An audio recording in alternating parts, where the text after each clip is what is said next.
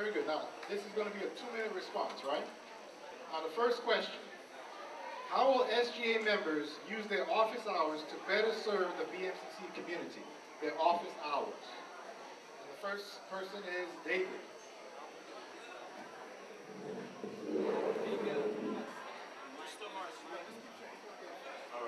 All right, guys, it's David again.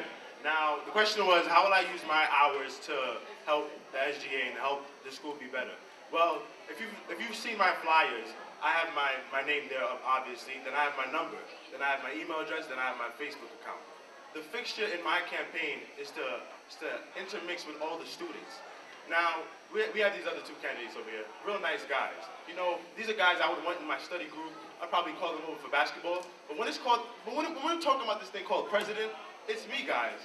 Because I'm one of those people that can actually come up to you and talk to you and see how you're feeling about things and ask you what are some of the problems you see in BMCC. Now, we have a lot of people in this lunchroom right here. Now, but if I ask you what's the name of our current president, you won't be able to tell me. What's his name? You in the student government, I'm talking about everybody else. But the point is, most people in this school are not aware who the president is, and that's a problem because there's not enough intermixing with the SGA and the student body.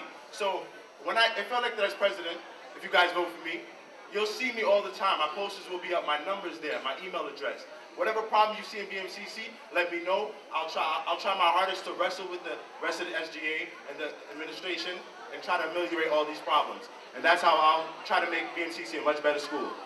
Thank you.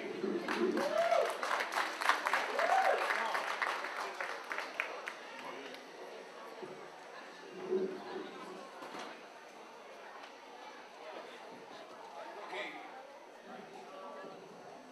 First of all, it's about accountability and transparency. Before you use your office hours, you need to get it together with your slate. You need to get it together with your Senate. You know, I'm not going to make promises that I can't keep. The first thing is about sitting together and agreeing to disagree. Okay? We need to have what we call an extension. We need to have what we call an open forum with students. Far too often, students will come into the SJ and don't feel welcome. We have to take the time out. The hours that we are in there are hours to serve.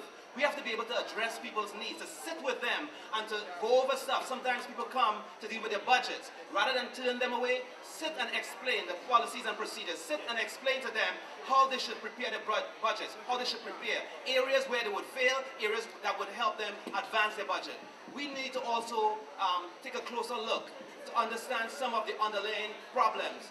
We look at the academics, we look at the GPA, the 3.96 that I have, that does not count unless you understand that we have to engender a culture of compassion.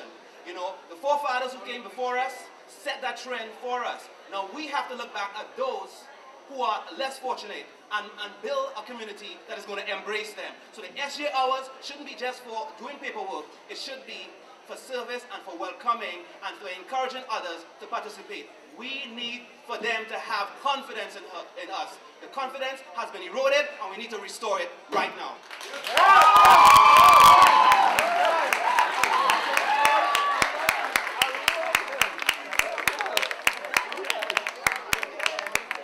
Between the student government and the clubs, the student government needs to support the clubs more. In terms of communication, the clubs and the student government needs to have more communication. You know, when the clubs need something, the student government needs to be there and support them. Supporting clubs. You know, when it comes to event planning, the student government should not planning their own events instead of supporting the clubs making their own events. For example, the Haitian Awareness Club, the Haitian Club. And, you know, we had an event called the Haitian Awareness.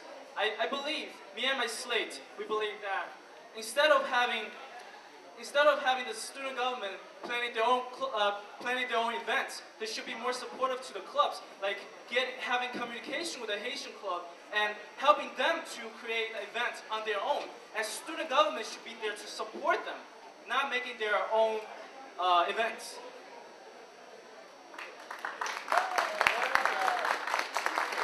Now you have You're going to have 1 minute to rebut the other's answer to that question. So Sean, you have 1 minute to rebut their answer, to respond to their answer to the question. I think John and David made a really good point.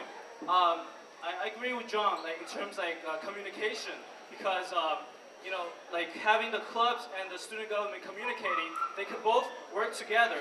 And you know, having the student government like with their office hours, working with the clubs and with students can really help improve the services to BMCC. Because a lot of the clubs right now are sometimes are not really stable because they need more help from the student government. So I agree with that. Well, this is all right. I think Mr. John Marshall, he definitely made a good point about communication not being there, it's being eroded, and it's definitely time to bring it back. I'll echo what he said. That's definitely important because too often we'll see this club and that club, they don't know what's going on between the two, and that's a problem because I think all the clubs should actually work together and we could actually plan better events. Because you know, this school, in terms of like, some people want parties, some people want trips, and we don't really have any events because a lot of times clubs are fighting over money and people want different things to be done, but I think we definitely need to realize that we're all in it together, we're all a team, and we all need to work together and get things done.